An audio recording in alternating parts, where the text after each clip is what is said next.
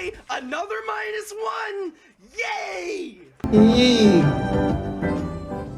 Yeah, this grind sucked. Hey YouTube, I finally got it after 3 weeks of a pretty annoying grind, the original Soulless 6 chart, intro included and no tap notes. This song has technically been FC'd 5 times before by Carney Thunk, Tenno, Leo, and Ian, though none of these grinds included the intro, instead opting for the chart that starts the audio very close to the first note of the song. It's up to you whether that matters, but to me it mattered for the sake of avoiding any possible cheese, as is a theme I like keeping with my accomplishments. You might be wondering if having to wait 17 seconds between restarts affects the difficulty of the grind. It's a bit of a double-edged sword, as you're essentially forced to take a breather between each attempt, which on good days leads to nerves and frustration not building up as much. It can also make it feel like a chore to restart. Sometimes it can function as a time-wasting punishment for missing on the intro, which happened ludicrously often during my grind. I would say that it makes it slightly harder since it's not as easy to throw attempt after attempt at the wall, knowing that the wait time before chorded verse after a restart is 25 seconds instead of 7 seconds. It made me need to get way more consistent at the more difficult parts of the song to stand a chance. Since this song is so short, I'm going to try going a bit more in-depth with the explanation portion of this video. If you like this format, make sure to let me know in the comments. Let's get to it.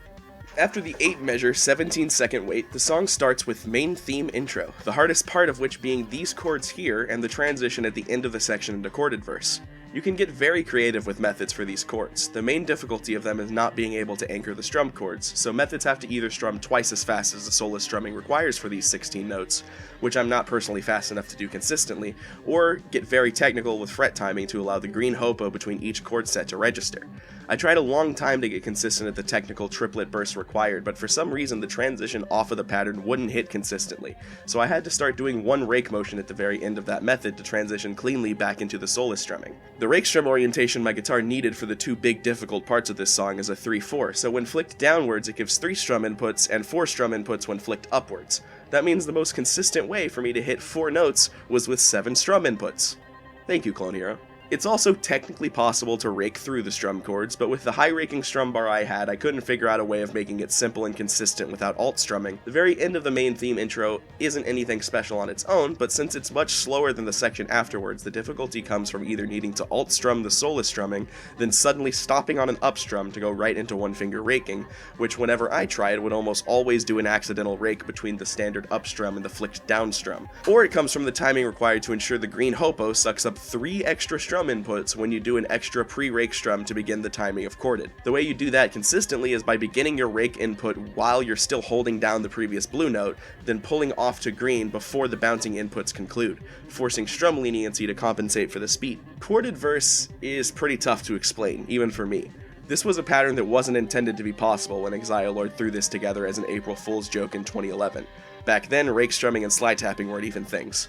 There's 32 instances of this strum chord hopo abomination thing, and the way this is hit consistently for full song grinds varies wildly based on your strum bar's rake orientation. I used a 3/4 for this grind, which is the second best orientation for hitting chorded verse. Technically, a 3/3 is better and will overstrum less, but not only is a 3/3 strum bar much tougher to make with tape than a 3/4, it's a teensy bit too slow for strumming verse, at least with my physical speed. If you break the motion required down to its basic components, each of these patterns has 2 parts. The first half where you're holding down the 2 highest notes and inputting a downwards rake strum, and the second half where you pull off these 2 notes to the lowest note in a rolling motion while hitting an upwards rake motion. When performed perfectly, the 3 strum inputs from the first rake motion will input the first 4 notes. That happens almost the same way each time. The second half is where the inconsistency comes from, because strumming too early relative to your fretting input will put too many strum inputs onto this hopo, causing you to miss before the end of the cycle.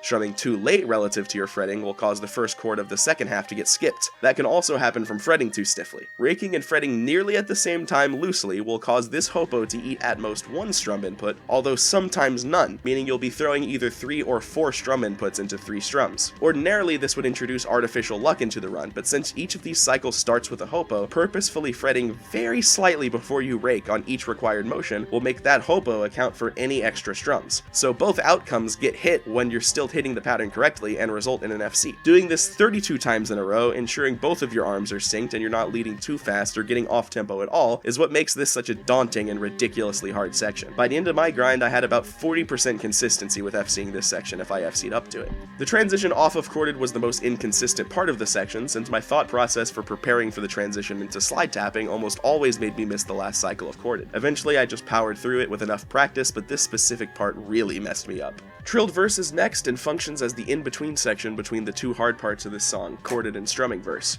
Before this grind, I heavily expected this to be one of the tougher ones for me, but whenever I started 3-finger sliding lightly instead of 4-finger sliding like I normally do, it made the consistency jump from a, yeah, I hit it sometimes, to, if I hit the transition into it, there's almost no chance of missing until strumming verse. This pattern works by using your fretting hand to hit only blue and orange, and using your slide input to register all of the triangle slides. Each different triangle gets hit the exact same way, 3 fingers gliding from green to blue. The only part of this section which is hit any differently is the bit right before the end of it here, which has the triangle separated by a space.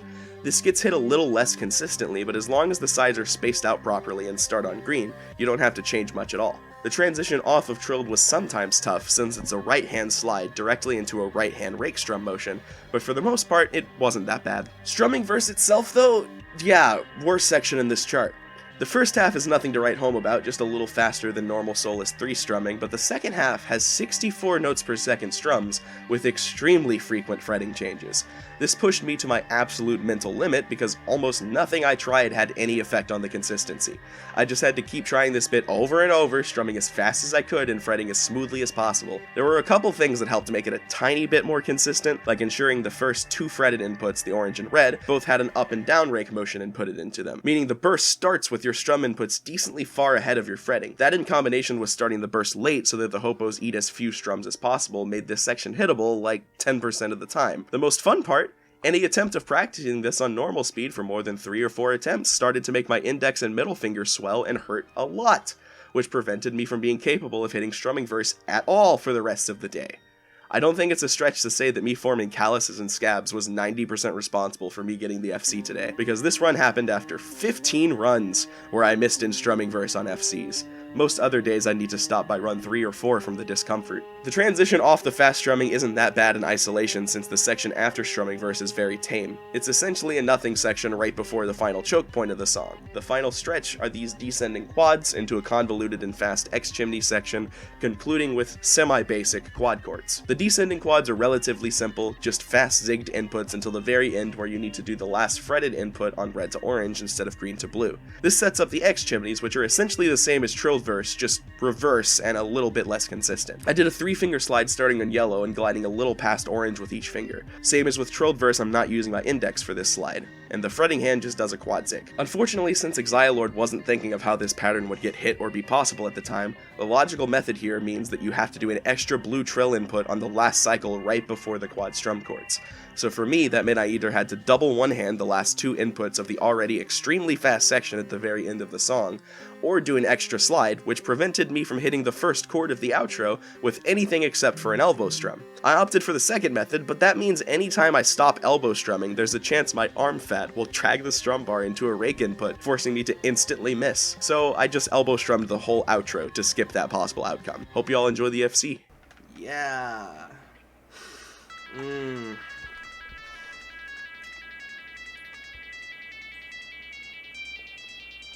How many times did Jared miss on strumming in his grind?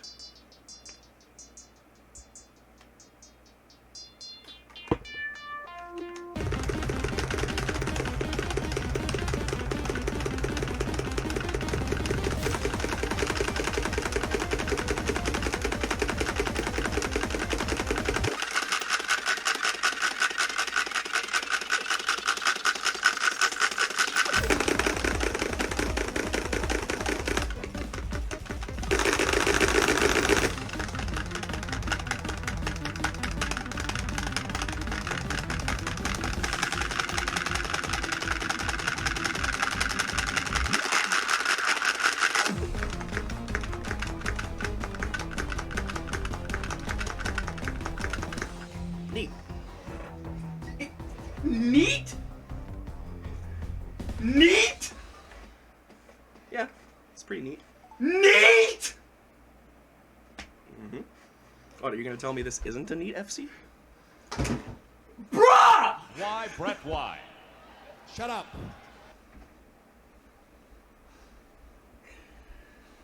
Took long enough.